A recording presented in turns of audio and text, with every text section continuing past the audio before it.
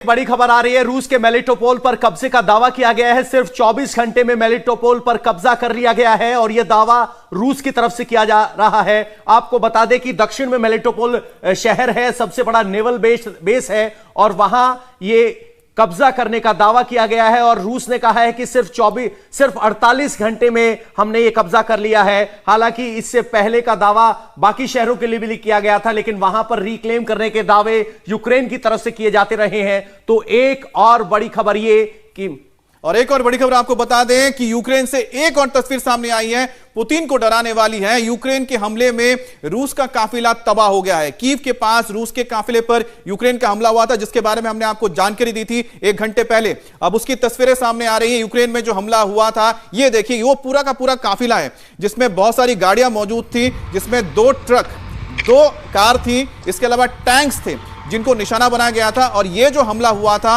Western side में हुआ था, यानी पश्चिमी तरफ हुआ था। जो कीव शहर है उसके पश्चिम में हुआ था। बेरेस्टेसिया शहर जो डिस्ट्रिक्ट लगता है, उस इलाके में यह हमला हुआ था, जिसमें यूक्रेन की ओर से दावा किया गया था। उन्होंने एक पूरी की पूरी, हम कह सकते हैं कि फ्लीट थी, जिसमें कई सारी गाड़ियां, जो ट्रक आप देख रहे हैं, ट्रक पूरी तरह से तबाह हो चुका है, जिसमें लॉजिस्टिक्स थे। इसके अलावा इनके कुछ टैंक्स थे जिनको तबाह किया गया है। तो इसी तरह से अलग अलग इलाकों में यहां पर हमले किए जा रहे हैं। अब देखिए, इस तस्वीर में आप देख सकते हैं पूरे की पूरी आपको फ्लीट नजर आ रही होगी, जिसमें रशियन गाड़ियां थी जिनको तबाह किया गया है। और जो उन्होंने दावा किया है कि कीव के वेस्ट में उन्होंने ये काफिला रोका है और यहां पर यूक्रेनियन फोर्सेस आप देख सकते हैं जो यहां पर मौजूद हैं। तो कुल मिलाकर साफ हो गया कि इस वक्त लड़ाई जो है वो चल रही है। और सबसे बड़ी बात है कि कीव में इतना आसान नहीं हो रहा है रशिया के लिए अपने आप को सस्टेन करना, क्योंकि उनको टारगेट किया जा रहा है। कीव को चारों दिशाओं से घेर लिया गया है, लेकिन वेस्टर्न फ्रंट ऐसा है कीव का जहां माना जा रहा है कि रशियन सेना कमजोर है, क्योंकि जिस तरीके से हमला पूर्व की तरफ से हुआ, दक्षिण की तरफ से हुआ और उत्तर की तरफ से हुआ, वेस्टर्न फ्रंट पर जाकर वो फोर्सेस नहीं पहुंच पाई है जो कीव को वेस्टर्न साइड से घेर पाए। और ये तस्वीरें भी बताया जा रहा है कि वेस्टर्न साइड की है। और दूसरी बात ये कि ये 24 घंटे से ज्यादा का वक्त हो गया है जब कीव में रूस की सेना पहुंच चुकी थी, लेकिन अभी भी अंदर इस तरह से नहीं पहुंच पाए हैं कि कीव के गिरने के आसार हो। क्रिमिया की सड़कों पर रूस के टैंकों का, एक बख्तरबंद गाड़ियों का एक काफिला दिखाई दिया है, वो तस्वीरें भी आपको दिखाएंगे। तो कुल मिलाकर 2 तस्वीरें आपके स्क्रीन पर फिलहाल इस वक्त मौजूद है, जिसमें जो रूस के लिए जरूर चिंताजनक होंगी। सर, पिछले हम 48 घंटे से आसपास से कह रहे हैं कि कीव पहुंच गए हैं, कीव पहुंच गए हैं, लेकिन वो 10 किलोमीटर तय नहीं हो पा रहे हैं। क्या ये रशिया के लिए चिंता की बात हो सकती है? देखिए, एक सॉरी सर, मैं यहाँ पर इंटरप्ट करूंगा कि आप जो भी तस्वीरें देख रहे हैं, जो भी ये ध्वंस किए गए हैं गाड़ियां और काफिले, ये हवाई हमले से नहीं हो सकते, क्योंकि जितने एयरपोर्ट हैं यूक्रेन के, सारे रशियन फौजों ने उस पर कब्जा किया हुआ है। तो ये जो है, अब जो प्रणाली कहा जाता है गोरिल्ला युद्ध प्रणाली, उसका ये संकेत है।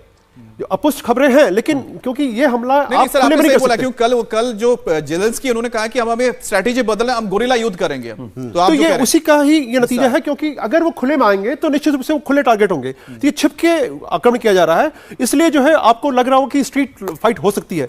स्ट्रीट फाइट अगर कराने का उद्देश्य होता रशिया का, तो वो 48 घंटे नहीं लेगा, वो 24 घंटे में सब समाप्त कर देता।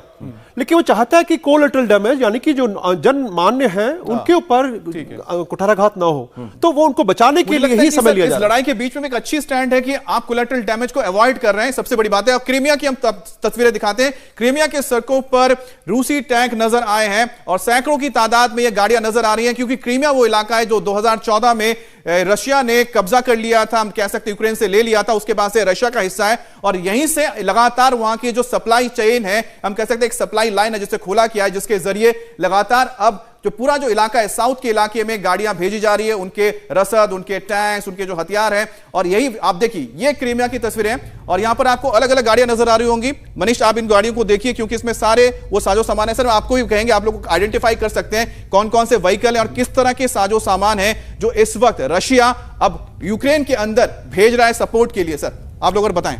देखिए, इसमें साफ नज़र आ रहा है कि अभी वो लॉजिस्टिक्स भी भेज रहे हैं और कुछ ज़्यादा हथियार भी भेज रहे हैं, क्योंकि कुछ जाहिर है कि इक्विपमेंट कैजुअलिटी भी हुई होगी। तो आप इसमें इक्विपमेंट भी देख सकते हैं कि इक्विपमेंट भी जा रहा है और साजो सामान भी जा रहा है। मैं 2 चीज़ आपको और इसी सर, इन तस्वीरों में थोड़ी देर हम रहना चाहते हैं, कि तस्वीरों को जो लोग देख रहे हैं उनको समझना चाहिए कि आखिरकार किस तरह से बिल्टअप किया जा रहा है। तो इसमें आप देखेंगे कि ज़्यादा से ज़्यादा तो ट्रक नज़र आ रहे हैं और कुछ बीच में इक्विपमेंट भी है, बख्तरबंद गाड़ियां भी हैं, कुछ आर्टिलरी पीसेस भी आपको नजर आ रहे हैं। तो जो ये ट्रक्स हैं इसमें ज़्यादा से ज़्यादा होगा रिप्लेनिशमेंट का सामान, एमुनिशन और कुछ जो आप देख रहे हैं साजो सामान, लड़ाई का जो हथियार हैं वो, और जैसे अभी ये आपने एक आईसीवी देखा, एम्बुलेंस भी दिखाई दे हाँ, रही और है। एम्बुलेंस भी आप देख रहे हैं। ये सब जो है उसको सपोर्ट करने के लिए है, और कुछ जो इनका इक्विपमेंट कैजुअलिटी हो गया है, चाहे वो टैंक की शक्ल में हो, चाहे बख्तरबंद गाड़ियों की शक्ल में हो, चाहे आर्टिलरी पीस की शक्ल में हो, उसको रिप्लेनिश करने के लिए भी तो आर्टिलरी चाहिए। तो ये अभी उसको रिप्लेनिश करने के लिए मेरे विचार से भेजा जा रहा है। दो इसमें कंक्लूजन निकाला जा सकता है। पहली बात कि क्रीमिया में अभी उनको कोई अवरोध नहीं है, क्रीमिया तो बिल्कुल क्रीमिया उनका खुद का है, तो अभी किसी प्रकार का अवरोध नहीं। दूसरी बात, अगर इतने सारे साजो सामान की आवश्यकता पड़ रही है, इतने हथियार बंद गाड़ियां जा रही हैं, इसका मतलब डिग्री ऑपरेशन जो है, अवरोध कुछ वहां पर है। इंडिया टीवी हर वक्त हर जगह डाउनलोड करने के लिए सर्च करें India TV news Google play store या ऐप स्टोर पर।